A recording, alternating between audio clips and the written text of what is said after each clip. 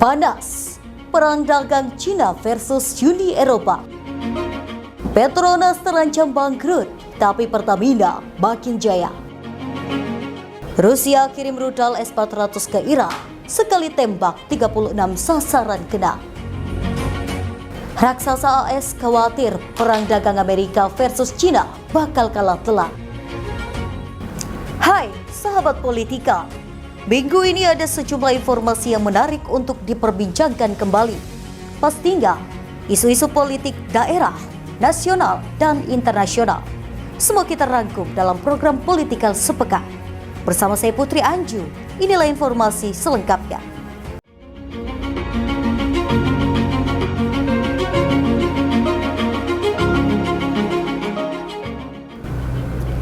Panas, perang dagang Cina versus Uni Eropa. Perang dagang antara Uni Eropa atau UI dan Cina resmi pecah. UI memilih untuk mengadopsi tarif definitif pada kendaraan listrik baterai atau BEV buatan Cina dan juga meresmikannya. Berikut ulasan selengkapnya. Perang dagang antara Uni Eropa atau UI dan Cina resmi pecah. UI memilih untuk mengadopsi tarif definitif pada kendaraan listrik baterai atau BEV buatan Cina dan meresmikannya Jumat 4 Oktober 2024. UI menyebut keputusan ini menandai langkah lain menuju penyelesaian investigasi anti-subsidi Komisi terhadap kendaraan listrik dari Cina yang diluncurkan pada Oktober 2023. UI pertama kali mengumumkan akan mengenakan tarif yang lebih tinggi pada impor kendaraan listrik Cina pada Juni. Mereka menyebut Cina mendapat manfaat besar dari subsidi yang tidak adil dan menimbulkan ancaman kerugian ekonomi bagi produsen kendaraan listrik di Eropa.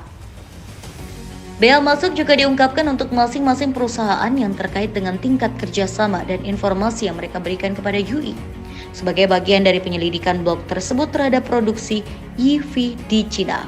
Bea masuk sementara diberlakukan sejak awal Juni. Komisi Eropa kemudian merevisi rencana tarifnya pada September berdasarkan komentar yang didukung bukti tentang tindakan sementara dari pihak-pihak yang berkepentingan. Seorang juru bicara Kementerian Perdagangan Cina mengatakan Beijing terus yakin bahwa penyelidikan terhadap subsidi Cina untuk industri kendaraan listriknya telah mencapai kesimpulan yang telah ditetapkan sebelumnya dan menambahkan bahwa blok tersebut mempromosikan persaingan yang tidak adil. Meski begitu, pada Jumat UI mengatakan masih mencari solusi lain bahkan saat tarif diadopsi. Potensi pembalasan dari Cina telah menjadi pusat perhatian utama bagi beberapa anggota UI, terutama karena Beijing telah meluncurkan penyelidikan anti-dumping terhadap ekspor daging babi dan brandy dari UI, serta penyelidikan anti-subsidi terhadap produk susu UI.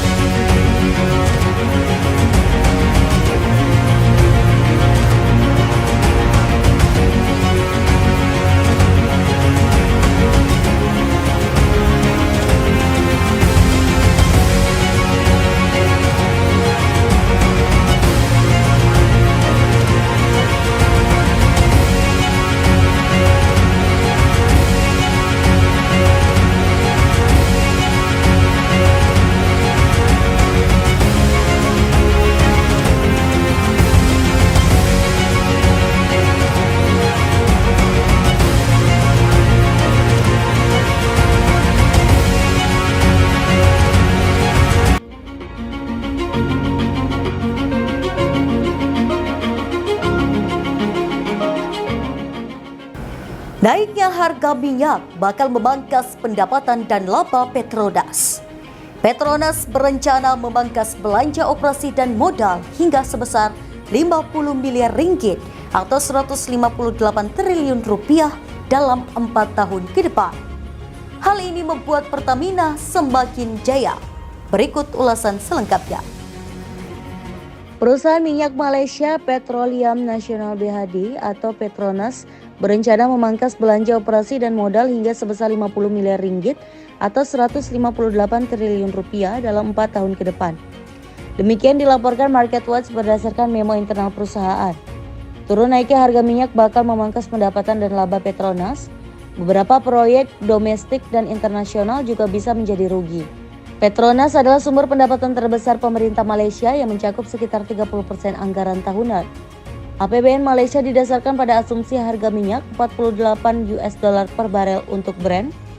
Hal ini juga berdampak terhadap perusahaan migas lainnya. 2 perusahaan migas asing telah undur diri dari bisnis stasiun pengisian bahan bakar umum atau SPBU di Indonesia. Belum lama ini, PT Total Oil Indonesia, unit bisnis perusahaan migas Prancis Total di Indonesia, memutuskan untuk menutup semua bisnis SPBU sejak akhir 2020. Keputusan Total ini menyusul perusahaan migas asal Malaysia Petronas yang telah memutuskan menutup bisnis SPBU-nya lebih dahulu pada 2012 lalu. Melihat kondisi ini, apakah bisnis SPBU di Republik Indonesia masih prospektif dan menguntungkan? Persentase margin dari bisnis SPBU memang kecil, meski demikian omset penjualan SPBU di Indonesia lumayan besar. Oleh karena itu, ini menjadi alasan perusahaan migas asing lainnya memutuskan masih bertahan di bisnis SPBU di tanah air. Jika dibandingkan dengan Amerika dan Eropa, margin penjualan BBM di dua benua itu memang lebih besar. Namun omset penjualannya relatif lebih kecil dibandingkan bisnis SPBU di Indonesia. Setidaknya ada 5 faktor yang menentukan perkembangan dan keberlanjutan bisnis SPBU di Indonesia. Pertama, kebijakan harga bahan bakar minyak atau BBM. Dalam hal ini khususnya untuk harga bensin dan biodiesel yang diatur oleh pemerintah atau administered price seperti solar dan bensin RON 88 atau dikenal dengan merek dagang premium di Pertamina.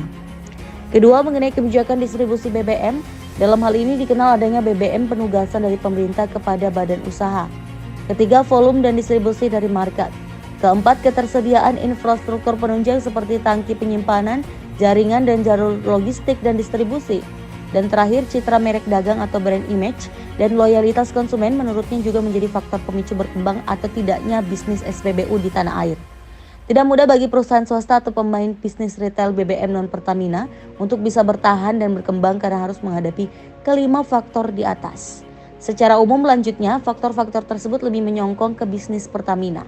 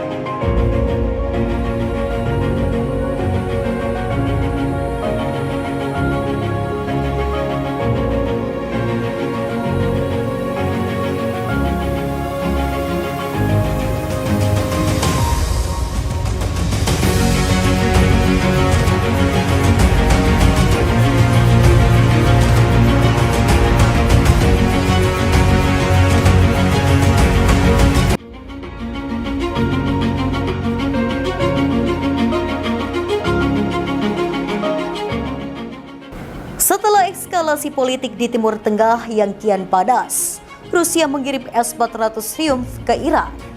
Kehadiran senjata-senjata Rusia ke Iran itu dalam rangka membantu negara sahabatnya itu untuk melawan Israel dan Amerika Serikat. Berikut ulasan selengkapnya. Setelah eskalasi politik di Timur Tengah kian panas, Rusia mengirim S-400 Triumph ke Iran. S-400 merupakan sistem pelontar rudal canggih dan mematikan karena sekali tembak bisa meruntuhkan 36 sasaran. Kehadiran senjata-senjata Rusia ke Iran itu dalam rangka membantu negara sahabatnya itu untuk melawan Israel dan Amerika Serikat atau AS. Tensi di Timur Tengah kian meningkat setelah kematian pemimpin Hamas Ismail Haniyeh di Teheran 21 Juli 2024. Hamas dan Iran menuduh Israel berada di balik pembunuhan tersebut dan bertekad melakukan pembalasan. Segera setelah itu Amerika Serikat pun mengirimkan bantuan kapal induk USS Abraham Lincoln untuk menemani USS Theodore Roosevelt yang sudah terlebih dahulu ke Timur Tengah. AS juga mengirim 12 kapal perang sekaligus berbagai pesawat tempur. Kehadiran kapal dan pesawat perang AS sebagai antisipasi untuk menghadapi perang melawan Iran. Rusia sebagai sahabat Iran tak mau tertinggal diam. Pesawat pengangkut Rusia sudah bolak-balik ke Teheran untuk mengirim senjata. Kini, Rusia juga mengirim S-400 Triumph yang mematikan tersebut. Beberapa media melaporkan S-400 milik Rusia itu sudah dipasang Iran. Pejabat Iran seperti dikutip New York Times mengonfirmasi bahwa Iran sudah mendapatkan S-400 dari Rusia. Selain itu, Rusia juga sudah mengirim sistem pertahanan elektronik Murmansk BN dan berbagai senjata lain. Sebelumnya, Iran sudah memiliki S-300 senjata varian lama dari S-400. Dikembangkan oleh Alma Central Rusia, S-400 menggantikan peran S-300. Sistem rudal ini sudah beroperasi sejak 2007. Rusia membentuk 4 resimen S-400 untuk menjaga wilayah udaranya, terutama di daerah Moskow, daerah Baltik, dan wilayah Rusia Timur.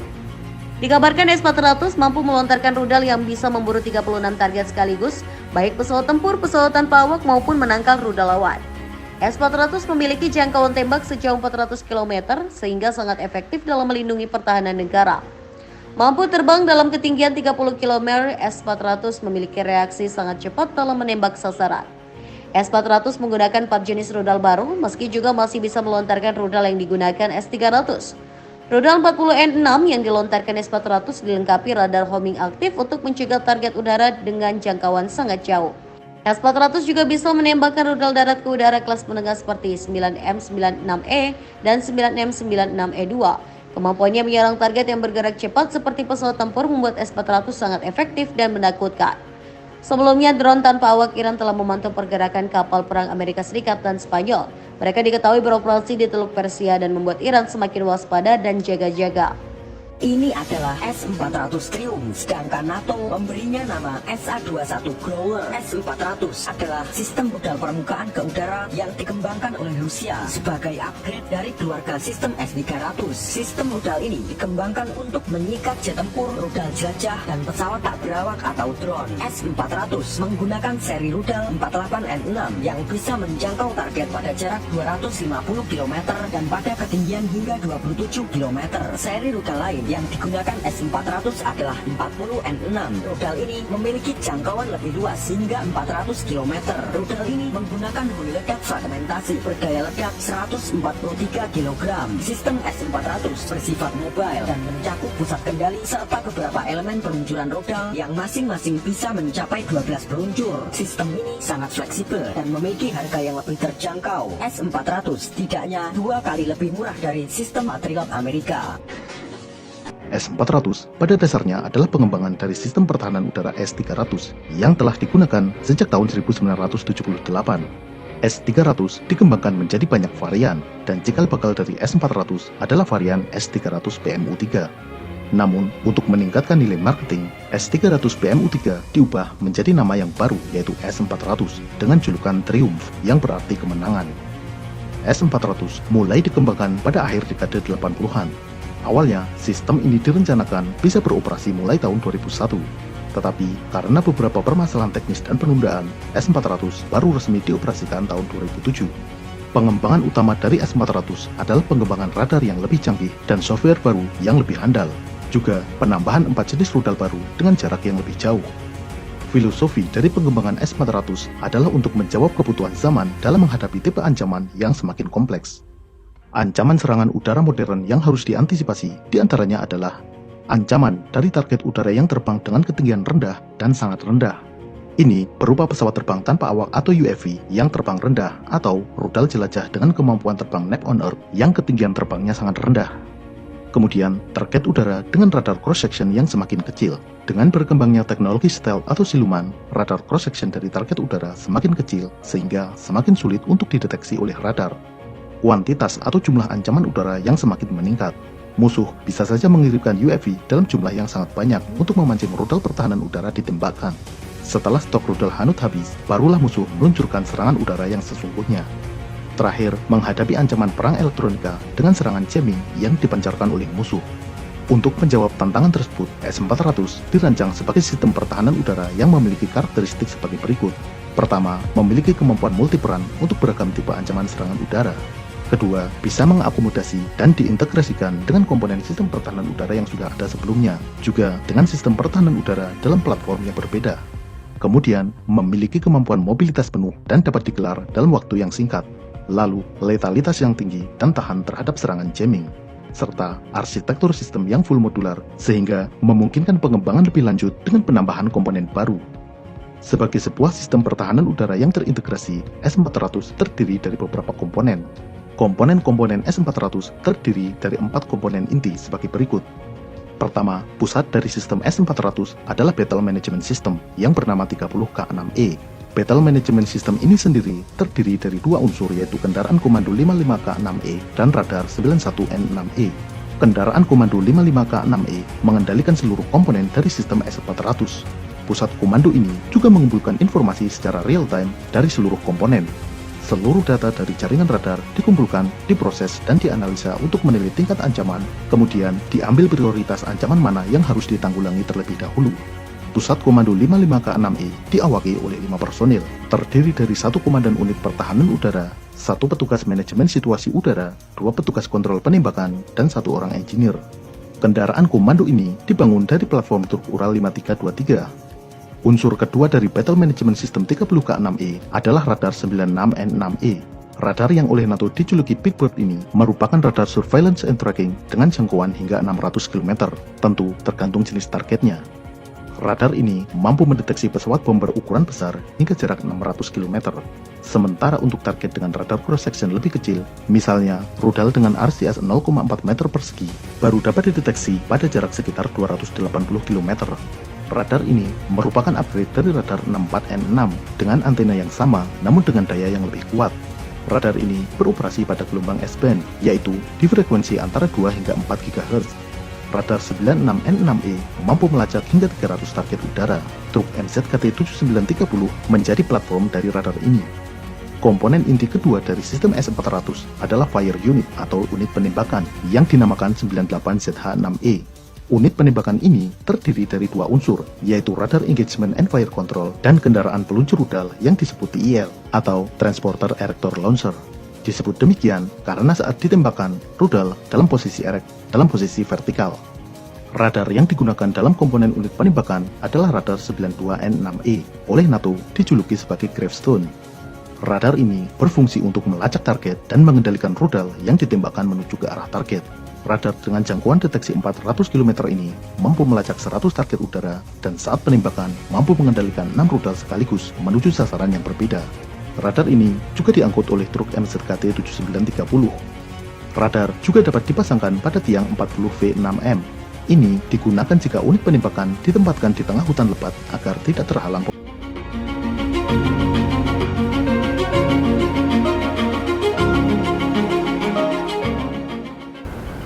Amerika Serikat dan China adalah 2 negara dengan perekonomian terbesar di dunia. Namun raksasa Amerika Serikat khawatir perang dagang Amerika versus China bakal kalah telak. Berikut ulasan selengkapnya. Perang dagang antara Amerika Serikat dan China dimulai pada tahun 2018 saat Donald Trump menjabat sebagai Presiden Amerika Serikat. Trump berjanji untuk mengambil tindakan tegas terhadap China yang dianggap telah merugikan Amerika Serikat secara ekonomi dan politik. Amerika Serikat dan China adalah 2 negara dengan perekonomian terbesar di dunia, namun perdagangan antara keduanya sangat tidak seimbang, mengingat China memiliki surplus perdagangan besar dengan Amerika Serikat. Defisit perdagangan Amerika Serikat dengan China menjadi masalah utama bagi pemerintah Amerika Serikat. Pada tahun 2018, defisit perdagangan Amerika Serikat dengan China mencapai 419,5 miliar.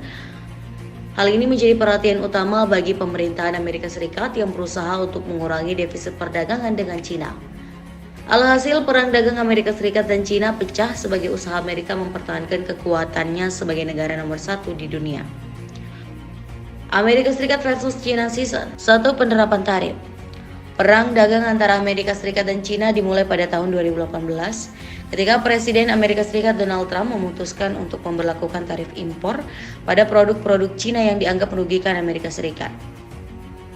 Cina kemudian membalas dengan memberlakukan tarif impor pada produk-produk Amerika Serikat sebagai tanggapan atas tindakan tersebut. Kedua negara terus saling memberlakukan tarif impor secara bertahap dan perang dagang semakin meningkat. Amerika Serikat memperkenalkan tarif impor senilai miliaran dolar pada produk Cina, termasuk teknologi tinggi. Sedangkan Cina membalas dengan memberlakukan tarif impor pada produk Amerika Serikat seperti kedelai, jagung, dan daging babi. Perang dagang ini juga dipicu oleh masalah kekayaan intelektual dan pemaksaan transfer teknologi. Amerika Serikat menuduh Cina mencuri teknologi dan rahasia perdagangan Amerika Serikat, sedangkan Cina membantah tudingan tersebut. Setelah hampir 2 tahun pada tahun 2020, Amerika Serikat dan Cina akhirnya mencapai kesepakatan perdagangan tahap 1 yang mencakup komitmen dari Cina untuk membeli lebih banyak barang dari Amerika Serikat dan mengatasi masalah terkait kekayaan intelektual dan pemaksaan transfer teknologi. Kesepakatan tersebut dianggap sebagai kemajuan positif dalam hubungan perdagangan antara kedua negara, meskipun masih ada tantangan dan ketidakpastian yang harus dihadapi. Berakhirnya perang dagang ini diikuti dengan krisis kesehatan akibat pandemi COVID-19. Hubungan ekonomi kedua negara tersebut sudah mulai membaik, namun sumber pandemi yang berasal dari Cina menjadi bahan tuntutan Amerika Serikat. Kedua negara tersebut sibuk mengurusi krisis masing-masing yang diikuti dengan lonjakan harga yang mengakibatkan inflasi. Kondisi ini diperparah dengan perang Rusia dan Ukraina yang mengakibatkan kenaikan harga komoditas dan pangan. Mengatasi hal ini, The Fed memutuskan menaikkan suku bunga untuk menurunkan laju inflasi. Dampak dari keputusan tersebut memperlambat perekonomian Amerika Serikat, sehingga memberi ruang Cina untuk merebut posisi Amerika Serikat. Bibit-bibit perang dagang AS dan Cina mulai muncul kembali menanggapi hal tersebut. Amerika Serikat versus Cina Season 2, pembatasan teknologi semikonduktor dan AI. AS baru-baru ini membatasi Cina dalam teknologi semikonduktor dan artificial intelligence Washington karena alasan keamanan nasional. Belanda sebagai produsen semikonduktor kelas dunia melalui ASML mendesak hal yang sama. Beijing telah menanggapi dengan mengecam penggunaan sanksi. Diketahui Cina telah mengajukan gugatan ke Organisasi Perdagangan Dunia atau WTO atas apa yang dilakukan AS ini. Presiden Cina Xi Jinping Selasa lalu juga memberi tanggapan di sela Forum Kongres Rakyat Nasional atau MPC dan meminta negaranya agar mandiri. Pemerintah Cina pun bereaksi dengan mengalokasikan 140 miliar US dollar untuk meningkatkan produksi chip dalam negeri dan menghadapi perbatasan ekspor AS. Semikonduktor merupakan sebuah bahan yang bersifat tidak dapat mengantarkan listrik atau isolator. Namun pada keadaan tertentu seperti arus listrik dan temperatur tertentu dapat menghantarkan listrik atau konduktor. Alat ini dapat berfungsi untuk beragam rangkaian elektronik rumit seperti komputer, televisi, kendaraan, dan lain sebagainya. Kondisi ini diperpanas dengan pernyataan Menteri Perdagangan AS Gina Raimondo mengatakan pada Jumat 10 Maret 2023 bahwa India, rival utama Cina di Asia, adalah mitra teknologi terpercaya yang dapat menjadi pemasok dalam seluruh rantai pasokan elektronik, bukan hanya semikonduktor. Tindakan Cina menghadapi perang dagang yang memperebutkan negara pemimpin dunia terus berlanjut hingga ranah mata uang yang dianut dunia. Amerika Serikat versus Cina Season 3 Cold War. Cina secara diam-diam melobi banyak negara untuk melepas dolar Amerika Serikat dan menggunakan yuan sebagai mata uang internasional. Cina sudah menggandeng Rusia, Brazil, India, Kazakhstan, Pakistan, hingga Laos untuk meninggalkan dolar AS. Mereka sepakat menggunakan mata uang yuan atau mata uang lokal negara masing-masing dalam transaksi perdagangan internasional. Tiongkok juga mendekati banyak perusahaan untuk melakukan transaksi ekspor impor menggunakan yuan. Tak kurang dari total hingga Saudi Aramco sudah dikejar Cina. Perpanjangan waktu trading hanyalah sedikit dari upaya Cina untuk menyaingi dolar AS. Langkah terbesar Cina untuk menyaingi dolar adalah dengan menghilangkan dolar AS dalam transaksi perdagangan dengan negara lain.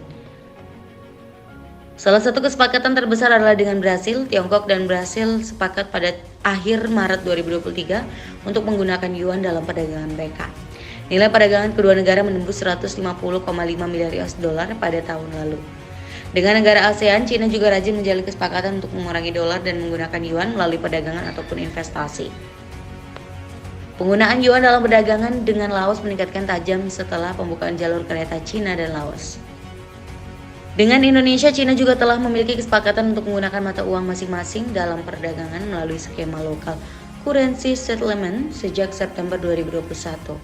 Tiongkok juga tengah merayu Arab Saudi untuk menggunakan mata uang yuan untuk membeli minyak. The Wall Street Journal menulis pembicaraan ini sebenarnya sudah terjadi selama 6 tahun terakhir. Namun ketidaksenangan negeri Raja Salman pada komitmen keamanan AS pada kerajaan beberapa dekade ini membuat pembicaraan dengan Beijing kian gencar. Jika kerjasama ini disepakati, maka diperkirakan bisa menggerus permintaan dolar AS lebih dari 10 miliar US dollar. Kontrak Saudi Aramco dengan perusahaan Cina terkait penjualan minyak diperkirakan mencapai 10 miliar US dollar. Pergantian penggunaan dolar Amerika Serikat menjadi yuan menyebabkan transaksi dan permintaan yuan akan meningkat, sedangkan dolar Amerika Serikat akan menurun. You make tactics like these, you're not competing. It's not competition, it's cheating.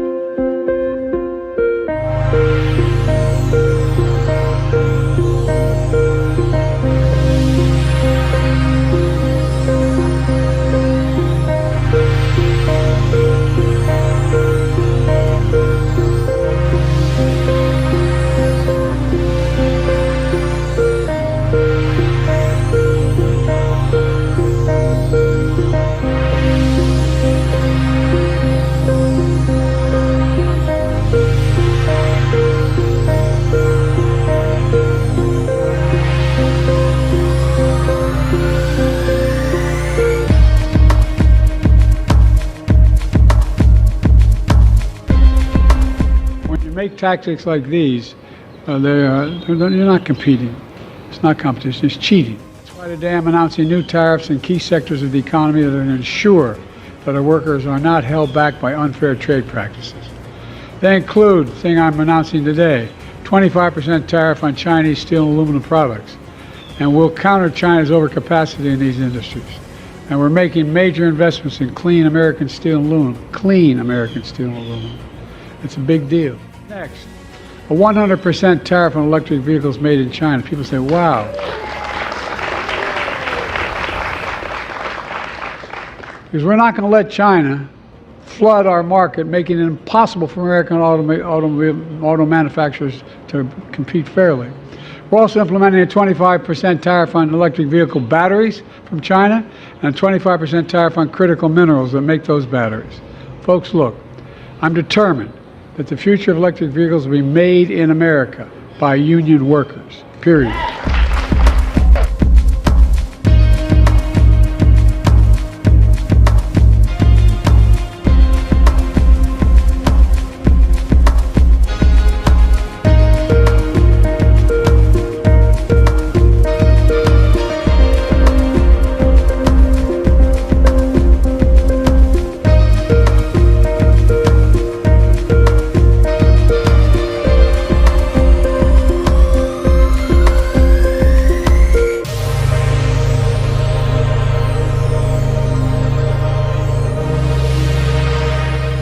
方继续将经贸问题政治化，进一步增加对华关税，是错上加错，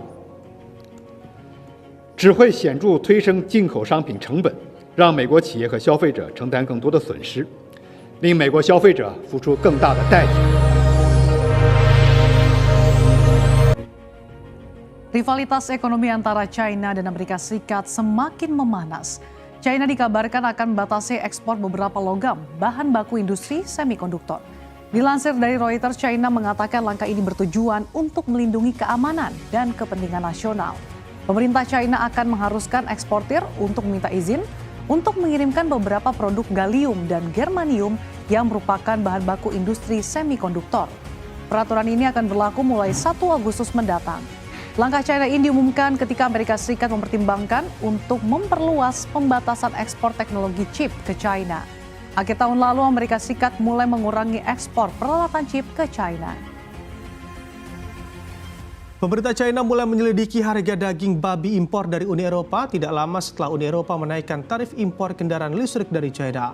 Langkah ini berpotensi meningkatkan ketegangan hubungan perdagangan antara dua kawasan.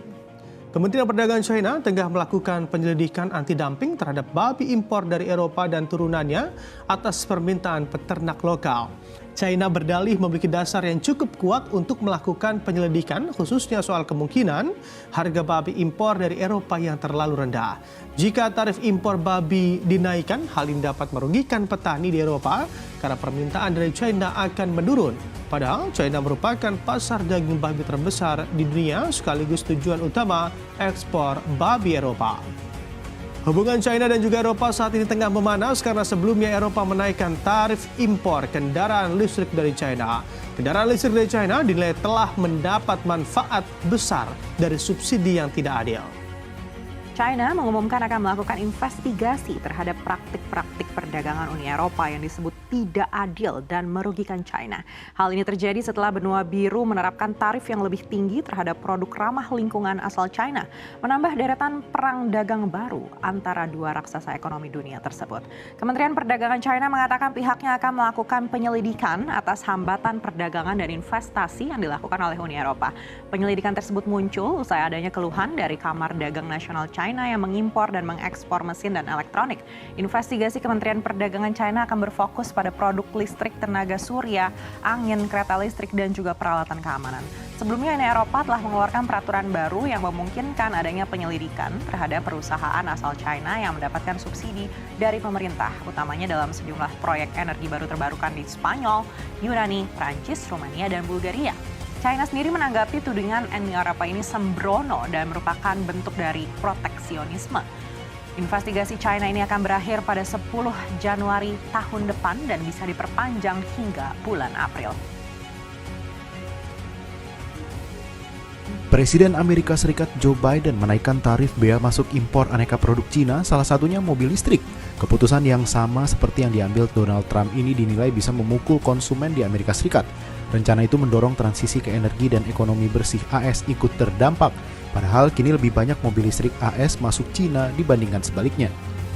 Biden mengumumkan aturan baru untuk menaikkan tarif bea masuk impor atau BMI pada Selasa 14 Mei 2024 siang waktu Washington DC atau Rabu dini hari waktu Indonesia Barat.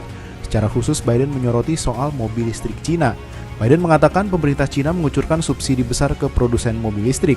Dengan subsidi tersebut, perusahaan Cina tidak lagi fokus mencari untung lewat pemasaran produk. Mereka bisa fokus mengembangkan distribusi dengan harga rendah. Keputusan itu mencemaskan Gubernur Colorado Jared Polis, politikus Demokrat yang dikenal penyokong transisi ke energi bersih. Ia menyebut keputusan tersebut kabar mengerikan bagi konsumen AS. Keputusan itu juga menjadi langkah mundur bagi upaya peningkatan cakupan energi bersih Amerika Serikat. Sejumlah pejabat di pabrikan otomotif AS menyebut akses pada suku cadang baterai dan baterai jadi Cina salah satu cara menekan biaya produksi. Jika harga kedua hal itu naik, mobil listrik buatan AS akan naik harganya dan sulit dijangkau konsumen AS. Keputusan menaikkan bea masuk juga pernah dilakukan saat pemerintahan Donald Trump pada 2018 dengan alasan melindungi industri AS dari produk murah Cina. Trump saat itu menaikkan bea masuk untuk aneka komoditas Cina. Beijing membalas dengan kebijakan serupa yang dampaknya terjadi perang dagang sampai sekarang. Untuk kali ini, balasan Cina dikhawatirkan berimbas pada pabrikan AS dan Eropa. Di South Carolina ada pabrik BMW yang memasok 25.000 mobil ke Cina, sementara di Alabama ada pabrik Mercedes-Benz yang memasok mobil dalam jumlah besar ke Cina. Di berbagai negara AS lainnya ada berbagai pabrik otomotif yang memasok mobil ke Cina. Itu tadi 4 berita politik menarik minggu ini. Politik adalah sekumpulan pendapat, prinsip yang membentuk satu kesatuan yang berhubungan satu sama lain untuk mengatur pemerintahannya serta melaksanakan dan mempertahankan kekuasaan dengan cara mengatur individu atau kelompok individu satu sama lain atau dengan negara dan hubungan negara dengan negara lain. Menurut Dr. Soekarno. Terima kasih, sampai jumpa minggu depan.